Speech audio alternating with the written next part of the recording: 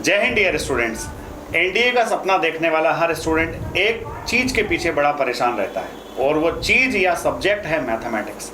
जी हाँ dear students, कई सारे स्टूडेंट्स को ऐसा लगता है कि अगर मेरा मैथमेटिक्स क्लियर हो गया तो जीएटी तो मैं बना दूंगा, इंग्लिश मेरे से बनती है, ज्योग्राफी मुझसे बनती है, बाकी सारे सब्जेक्ट्स भी मुझसे बनते हैं, बस मेरा मैथमेटिक्स बन जाए।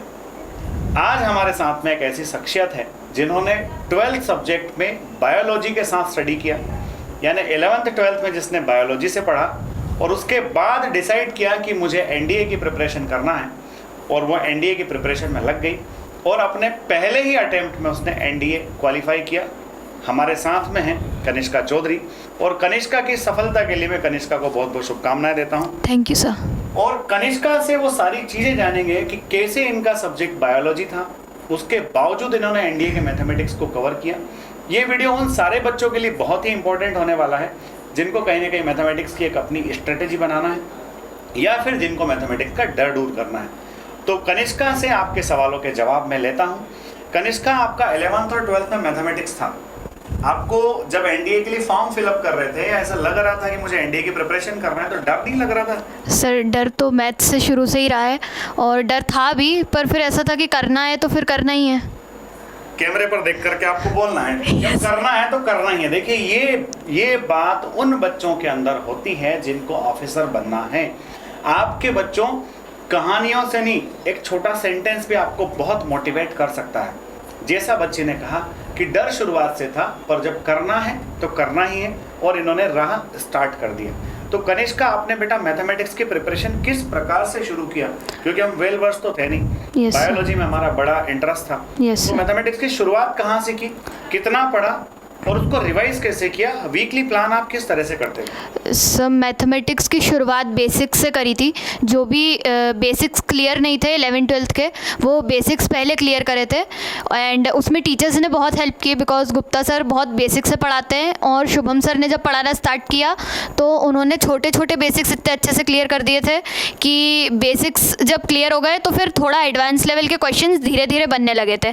डेली में सर जो क्लास में पढ़ाते थे उसका ट्राई कराया कि घर जाके एटलीस्ट उसके उतने पार्ट के क्वेश्चंस मैं प्रैक्टिस कर लूँ। इवन इफ वो पूरा जो चैप्टर है वो ख़त्म नहीं हुआ है तब भी इसका ट्राई करती थी कि जितना भी टॉपिक आज हो गया है उतने उतने क्वेश्चंस छाट के उतनी उतनी प्रैक्टिस तो कर लूँ।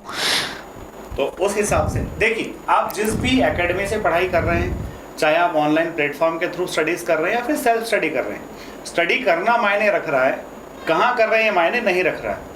बच्ची ने कहा जनरली स्टूडेंट जब थ्योरी पढ़ रहे होते हैं क्लास में, अगर थ्योरी चल रही है और अगर चैप्टर फिनिश नहीं हुआ तो बच्चा चैप्टर फिनिश होने का इंतजार करता है। जब चैप्टर फिनिश हो जाता है उसके बाद वो बच्चा उसके प्रैक्टिस क्वेश्चंस लगाता है। जबकि इनकी स्ट्रेटेजी क्या थी? इनकी स्ट्रेटेजी थी कि चैप्टर चाहे ख़त्म ना हुआ हो, जितने कॉन्सेप्ट्स मुझे समझा दिए गए हैं, जितने बेसिक्स मुझे बता दिए गए हैं, उन बेसिक्स के बेसिस पर जितने क्वेश्चंस बन सकते हैं उतने मुझे बनाना है और डेली बेसिस पर बनाना है। और फिर जब बेसिक्स क्लियर हो गए तो एडवांस लेवल की बात आई, तो फिर एडवांस लेवल के क्वेश्चंस भी बनने लगे। कनिष्का, कई सारे फार्मूले ऐसे होते हैं जो हम पहली बार पढ़ रहे होते हैं और वो फार्मूले जो होते हैं वो याद नहीं रहते हैं उस स्टूडेंट को, खासकर जो पहली बार कर रहा होता है। आपने कैसे कोप अप किया इस चीज़ के साथ? सर जो फॉर्मूले थे वो अलग से याद करना ज़रूरी नहीं था। क्लास में सब सर ने फॉर्मूले कराए तो उनको बहुत अच्छे से सुन के लिखा है एंड बाकी प्रैक्टिस के साथ एक जब भी क्वेश्चन कर रहे हैं तो अपन फॉर्मूला कॉपी खोल के फॉर्मूला देख के क्वेश्चन सॉल्व करना स्टार्ट कर देते हैं। बट मैंने हर क्वेश्चन के पहले फॉर्मूला एक एक बार लिखा है, उसके बाद सॉल्व करा है। तो इतनी बार बार लिखने से और इतनी प्रैक्टिस के बाद वो याद होने लगे थे। देखिए, इस वीडियो में आपको बहुत छोटी छोटी बारीकियां सुनने को और समझने को मिल रही है और जो मैं भी सीख रहा हूं। पहली बात तो इन्होंने कहा था कि जो करना है सो करना है। दूसरी बात इन्होंने कही कि when you are solving any sum any question, तो उस टाइम पर आप फॉर्मूला देख करके उसका यूज ना करें। पहले आप जिस क्वेश्चन को लगा रहे हैं, अगर उस क्वेश्चन में कोई फॉर्मूला लगने वाला है तो आप फॉर्मूले को पहले बिना देखे लिखें, ताकि जो फॉर्मूला आप इम्प्लीमेंट करने वाले हैं उस फॉर्मूले का पूरा ज्ञान आपको हो, सही फॉर्मूला आपको पता हो। और जब सही फॉर्मूले आप बिना देखे लिखने लगेंगे तो निश्चित तौर पर एक पर्टिकुलर टाइम के पश्चात इतनी अच्छी मेहनत हो जाएगी कि वो आपको फॉर्मूले रट जाएंगे, फिर उनको बार बार रिवाइज करने की ज़रूरत नहीं होगी। बहुत अच्छी इन्फॉर्मेशन दी कनिष्का आपने फार्मूला से रिलेटेड। अब इसमें एक और बड़ी बात है बेटा कि 4 से 5 महीने का समय होता है स्टूडेंट्स के पास, यस सर, और 11th और 12th पूरा मैथमेटिक्स होता है। Yes sir. इतनी लंबे चौड़े सिलेबस को कैसे कवर करना है, कितने पार्ट्स में इसको डिवाइड करना है, किस तरह से इसको मैनेज करना है? Yes sir. सर पहले तो जो चैप्टर्स हैं जो बहुत डिफ़िकल्ट लगते हैं और बहुत हार्डवर्क के बाद भी सीख नहीं पा रहे, तो सिर्फ इतना हो जाए कि उनके बहुत बेसिक क्वेश्चन आए तो वो नहीं छोड़ के आए अपन, बाकी ज़्यादा डिफ़िकल्ट पार्ट तो छोड़ दिया था सर। जैसे कैलकुलस वगैरह थी तो उसमें प्रैक्टिस बहुत लगती है और 4-5 महीने में बहुत टाइम नहीं होता इतनी प्रैक्टिस करने का। अलजेब्रा भी होता है, ट्रिग्नोमेट्री भी है, तो फिर कैलकुलस के बहुत बेसिक्स आते थे, बहुत बेसिक क्वेश्चन आ गया यदि तो बन जाएगा, बट जब चीज़ें डिफ़िकल्ट होती थी तो फिर उनमें ज़्यादा टाइम वेस्ट नहीं करा। स्कोरिंग सब्जेक्ट पहचाना, स्कोरिंग चैप्टर्स पहचाने जहाँ से क्वेश्चंस भी आते हैं और बनते भी हैं, उन पार्ट्स पे अच्छे से मेहनत करी थी कि एटलीस्ट वहाँ से क्वेश्चन आएगा तो नहीं छोड़ना है, क्योंकि 120 में से 60 क्वेश्चन ही करने हैं, तो बहुत सिलेक्टिव बेसिस पे भी कर सकते हैं सर। यस, तो देखिए क्या होता है, कैलकुलस एक लेंदी पार्ट है। ऐसे स्टूडेंट जिन्होंने शुरुआत में ठीक से नहीं पढ़ा है, या फिर हमारे स्टूडेंट्स के जैसे स्टूडेंट जिन्होंने बायोलॉजी के साथ 12 किया है, कैलकुलस को हैंडल करना उनके लिए बड़ा मुश्किल हो जाता है। और जब हम एनालाइज कर रहे होते हैं तो ऐसा देखने में आता है कि 35 से 40 क्वेश्चंस के अराउंड कैलकुलस से आते हैं। पर एक बात मैं यहाँ पर आपको क्लियर कर देना चाहता हूँ कि कैलकुलस के भी 5-7 ऐसे सवाल आते हैं जो बहुत बेसिक होते हैं और हर कोई स्टूडेंट बना देता है। Yes sir. तो आपको माइंडसेट इस तरह से कर लेना है कि मान लो कैलकुलस अगर आप सॉल्व नहीं कर पा रहे तो उसको पूरा मत छोड़िए, उसके कुछ बेसिक्स तो पढ़ ही लीजिए, ताकि अगर कोई बेसिक क्वेश्चन आते हैं 5-7 क्वेश्चंस के अराउंड मान लो आते हैं तो बेसिक क्वेश्चंस आप कर दें। दूसरा, जिस पार्ट को हैंडल करना मुश्किल है उसको आखिरी तक लेकर के मत जाइए, उसमें टाइम वेस्ट करने के बाद उसको मत छोड़िए। आप पहले ये देखिए कौन से पार्ट्स इजी हैं, किनको इजीली मैनेज किया जा सकता है, और उनको इजीली मैनेज करने के बाद आप अपने आप में कॉन्फिडेंस, अपने आप को कॉन्फिडेंट फील करेंगे और आसानी से आप आगे बढ़ते जाएंगे। और आपको 120 में से 42 क्वेश्चन सही करके आना है। ऐसे स्टूडेंट जो मैथमेटिक्स में स्ट्रगल कर रहे हैं उनकी बात कर रहा हूँ। बाकी जो स्टूडेंट्स मैथमेटिक्स में बहुत अच्छे हैं उनके लिए तो 120 क्वेश्चंस पूरे ही वहाँ रहते हैं, आप जितने चाहें उतने कर सकते हैं, बच्चे करके आते भी हैं। हमारे ही स्टूडेंट्स जो है 80-85 क्वेश्चंस करके आते हैं, और भी कई सारे दूसरे स्टूडेंट्स और ज़्यादा क्वेश्चंस भी करते हैं। कनिष्का, ये हुई हमारी पूरी मैथमेटिक्स की बात। मैथमेटिक्स के मॉक टेस्ट का क्या रोल रहा? और कोर्स में टेस्ट आप किस पैटर्न पर देते थे, कैसे देते थे? Yes sir. सर एक तो जो कोचिंग में टेस्ट हुए हैं उन्होंने बहुत हेल्प करी है, बिकॉज पैटर्न उनका वही होता था जो वहाँ पे आता है। उनका लेवल थोड़ा सा हाई होता था तो उससे ये पता चल जाता था कि अभी इतनी मेहनत और करनी है। जब हाई लेवल का आ जाएगा तब वहाँ का ईजी क्वेश्चन पेपर तो बन ही जाएगा सर। तो कोचिंग के पेपर्स का लेवल ज़्यादा होता था? थोड़ा सा ज़्यादा होता था सर। थोड़ा सा ज़्यादा होता है। कोचिंग के जो पेपर्स हैं, मॉक टेस्ट जो हम लोग लेते हैं, उनका लेवल बच्ची कह रही थोड़ा सा ज़्यादा होता था, और जब उस लेवल से थोड़ा सा नीचे का लेवल आता है तो निश्चित तौर पर वो क्वेश्चंस बन जाते हैं। Yes sir. कितने टेस्ट आपने लगभग दिए हैं? सर टेस्ट सारे दिए हैं, कुछ भी नहीं छोड़ा, एक भी टेस्ट नहीं छोड़ा टेस्ट सर। सारे दिए हैं, एक भी नहीं छोड़ा है। ये जिद होती है, कमिटमेंट होता है, अपने आप से करना होता है किसी एग्जाम में सफल होने के लिए। कनिष्का, जब मैथमेटिक्स को इतने डिटर्मिनेशन के साथ आपने कर लिया तो उसके बाद सेकंड पार्ट आता है जीएटी। Yes sir. आपको जीएटी में क्या स्कोर रहा होगा अभी एनडी के एग्जामिनेशन? Sir around 400। जीएटी में अराउंड 400 आपका स्कोर रहा है। Yes sir. बहुत बहुत एक बार फिर से बताइए। Thank you sir. क्योंकि स्कोर ऐसा है कि 600 में से 400 स्कोर करना एक बड़ी बात होती है। कैसे आपने मैनेज किया? English, geography, history, polity, economics, biology, ये सारे सब्जेक्ट्स थे, how you handle? Yes sir, इसमें भी सारे सब्जेक्ट्स करना इंपॉर्टेंट नहीं है। मेरी फिजिक्स वीक थी तो फिजिक्स में जो थियरी पार्ट ज़्यादा आता है, तो 9th-10th की एनसीईआरटी से थियरी पार्ट अच्छे से कर लिया था एंड न्यूमेरिकल्स पे इतना फोकस नहीं करा सर।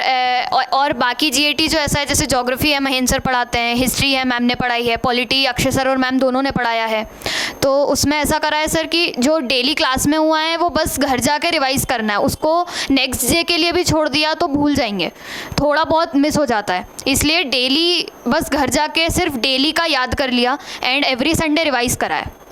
हर संडे रिवाइज किया पूरे वीक के सिलेबस को? Yes sir. डेली जो क्लास में हुआ उसको उसी दिन आपने पढ़ लिया, उस चीज़ को आपने नेक्स्ट डेज के लिए डिले नहीं किया, और यही की रही जीएटी में सक्सेस की। यस। फिजिक्स थोड़ा सा टफ लगता था तो उसके बेसिक्स कर लिए, उसके थ्योरी कर ली, न्यूमेरिकल्स में दिमाग लगाया ही नहीं।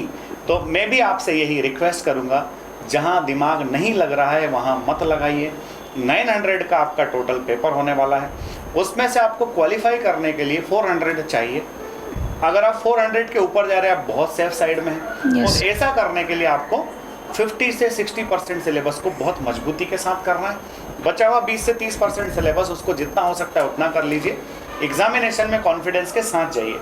कनिष्का, बच्चों को 2 सेंटेंस में अगर कोई बात बताना हो कि अगर आप एनडीए की शुरुआत कर रहे हैं, अगर आप एनडीए एग्जामिनेशन के लिए अपने आप को प्रिपेयर करना चाह रहे हैं, यस सर, या फिर जो बचे हुए 3 महीने हैं, 4 सितंबर को फिर से एनडीए, यस सर, उसके लिए अगर कोई मूल मंत्र स्टूडेंट्स को देना चाहें कि बच्चा अगर इस चीज को फॉलो करेगा तो डेफिनेटली वो सफल हो जाएगा, यस सर। आप हमारे स्टूडेंट्स को एक बार सर वो ही मूल मंत्र है जो आपने सबको कहा है सर, कि प्रेशर नहीं लेना है, मज़े में पढ़ना है। वही करा है सर, प्रेशर तो लिया ही नहीं।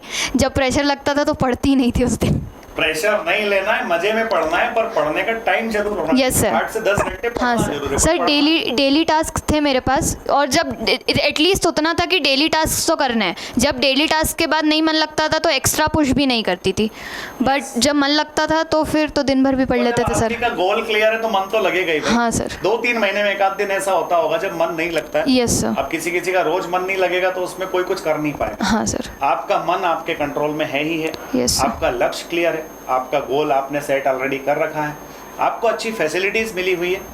देरी किस बात की, आपको सिर्फ शुरुआत करना है। 3 मंथ्स का टाइम सफिशिएंट होता है कोर्स को करने के लिए। हाँ सर।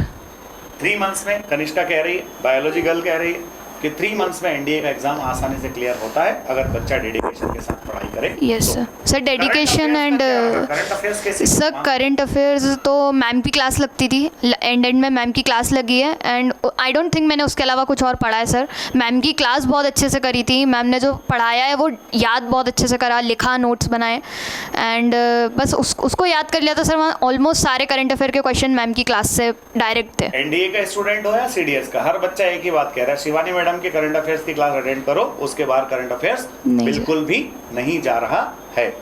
लास्ट में एक क्वेश्चन मेरा कि इंग्लिश में वोकेबुलरी का बड़ा रोल होता है। Yes sir. और बच्चे वोकेब भूल बहुत जाते हैं। Yes sir. आपने क्या किया कि आपको वोकेब पे बड़ा अच्छा कमांड हो गया? सर वोकैब की जो शीट यहाँ से मिली थी और जो वोकैब की बुक यहाँ से मिली है कोचिंग से, सर उसको याद करने तो नहीं बैठे क्योंकि इतने सारे वर्ड्स हैं, इतने सारे एक दिन में याद नहीं होते। सर सिर्फ डेली 15 मिनट वर्ड्स की रीडिंग करिए, डेली 15 मिनट सिर्फ रीड करें वर्ड्स, तो एक आध महीने बाद ऐसा लगा कि अब दिमाग में वर्ड्स बैठ गए और अब मीनिंग आता है।